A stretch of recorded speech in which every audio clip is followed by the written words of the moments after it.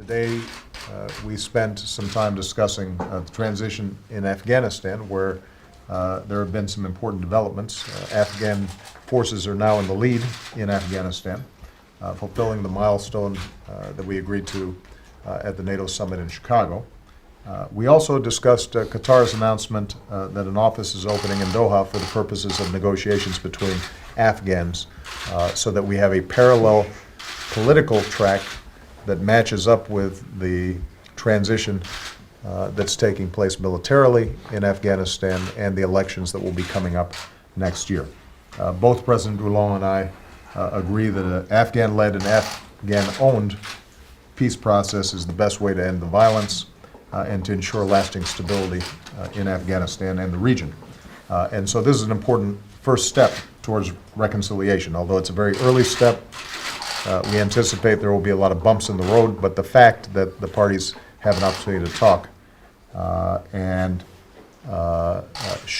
discuss the Afghanistan's future, I think is very important. The one thing that we do believe is that any insurgent group, including the Taliban, is going to need to accept an Afghan constitution that renounces ties with al-Qaeda, ends violence, and is committed to protection of women and minorities in the country. And over the last several months, I've discussed this issue frequently with President Karzai and also the Emir of Qatar. So I want to publicly commend President Karzai for taking this courageous step and his determination to end the conflict and build a future of security and peace and prosperity for the Afghan people. And I know that President Hollande shares my view on this.